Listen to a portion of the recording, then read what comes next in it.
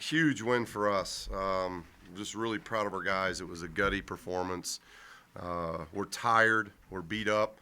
I knew this was going to be a very, very difficult game for us. And the defensive performance, I think that was their lowest output of the year. And this is a very good offensive team. Probably the best statistically offensive team in the league. So for us to do this defensively meant a great deal to the success of this game. And just proud of the guys. It's just been a long stretch between our bye weeks, and we're just glad it's come at this point because we got to get healthy. Our bigs are tired, so this is it comes at a really good time. We'll take a couple days off and get back to practice on Tuesday, but we had to have this one, and they did. They did a lot of good things and tough things to get this one. Coach, do you hold them to one of the best three-point shooting teams in the West, especially 5-20, especially Eloriaga? What'd you guys do? Well, I got to give our bigs a lot of credit because we had Cam on him a lot, and Cam's a post guy. Cam's a power forward, if not center. And, so he does a good job. We've always talked about Cam. He's got great feet, and he can keep people in front of him. And I thought Chad did a really good job as well. So we had to mix up our coverage because we just didn't want them to make us go to where we can't go big. And, we struggled at times getting the ball inside, and obviously it wasn't a good shooting night for us. But we knew it was going to be a slugfest just because of what these guys have been through. So, we were very pleased with – can't thank the crowd enough. We had a lively crowd, and that really helped us a lot. But it was a really just a gut check performance. We grew up mentally. We've been a mentally tough team all year long, and this was definitely a mentally tough win. Putting Cam on Eloriaga, was that a luxury you had because they play four guards? Well, yeah, I don't know if it's a luxury. The hard part, Rick, is it's such a tough matchup because, as I mentioned in pregame, they got a legit four guards. Jermic's 6'5", Marks is 6'2", Illigora is 6'1", Igor's 6'1". So they don't have anybody that's like a 6'8" guard. A lot of four-guard lineups will have somebody that's Chad Adams size, or they'll have Nick Banyard size. So it's kind of scary when you look out there and Cam's guarding a guy 6'2". So that gets to be a little bit scary. But Cam he's developed into a really good defender where he can guard just about every position on the floor. And that's a luxury to have a big man that big that has the footwork that Cam does.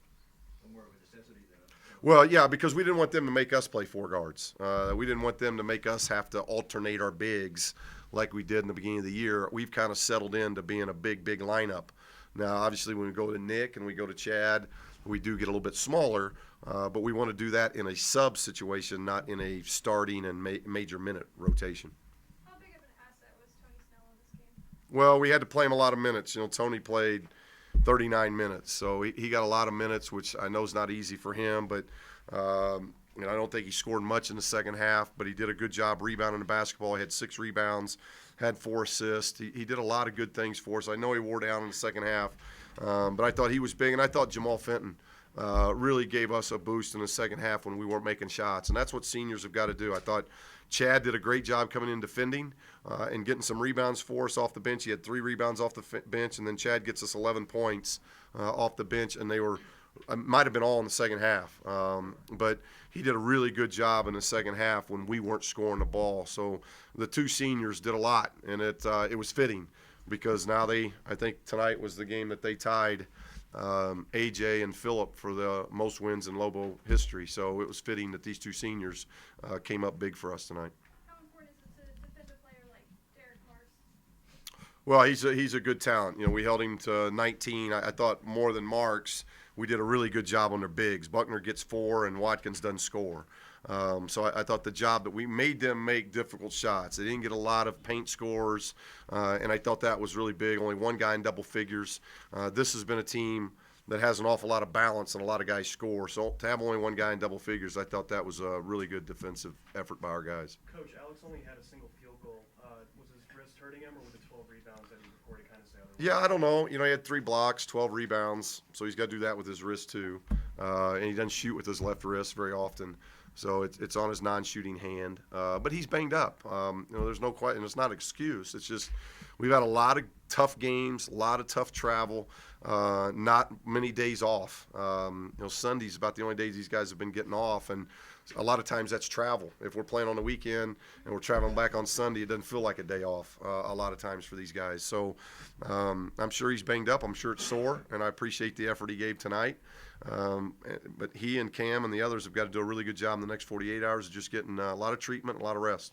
How much scoreboard watching did you guys do today with CSU playing earlier and UNLV now being done? I didn't, other than, I probably watched the golf today, to be quite honest with you.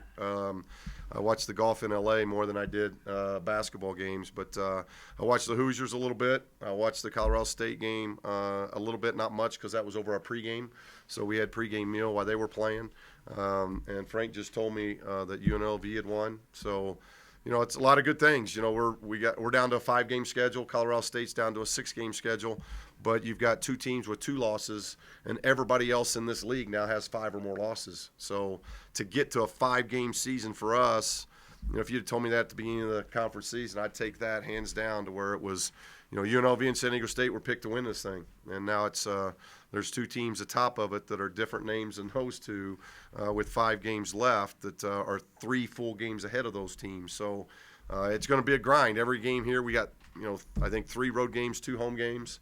The home games are going to be really difficult home games. The road games are difficult. So that's why we got to get a lot of rest because this stretch run is going to be really difficult. But to be 22-4 through this stretch, I just couldn't be more pleased or more happy with our team. I'm very, very proud of the effort our team's given. Coach, in the first 12 to 14 minutes, everything was pretty cold on both sides, and Kendall and Tony just kind of took over the game, and they were leading on the court. How encouraging was that to see? Well, that's why I told Kendall and Tony there at the end. When you made a couple of turnovers, bad decisions, side out of bounds isn't something that in college basketball you get a lot. It's very prominent in the NBA game because you advance the ball. So there's a lot of side out of bounds plays. You don't have that a lot in college basketball. Most out of bounds plays are under the basket. So, we'll address that because I thought we made some mistakes. We didn't cut, and we made a really poor decision passing to the backcourt. And I just told Kendall and Tony, you're 2 of the better guards in this league. Don't get anxious, play with poise, do what you do. But I thought they gave us a lot of good minutes, and both of them had to play a lot of minutes. We had Hugh in foul trouble. That's why I thought Jamal's minutes were really good. And I thought Pancake and Nick, in a very tough environment to play the few minutes that they got in the first half, that helped us. It got our bigs some rest, and they didn't do anything to hurt us. They did some good things while they were in there. Jamal got the minutes he got and did good for you guys. Demetrius being out of that guard rotation obviously hurt you guys a little bit. Well, that's what I'm saying. We're just banged up, and hopefully it's a knee bruise is what we're being told. So, I don't think it's anything ligament-wise. I think it's just painful. So we got a week here now to get him ready and get him back in the mix, and obviously that gives us a little bit more depth and can help us. But we had to get through this game. This was a gut check game, and we told our guys that.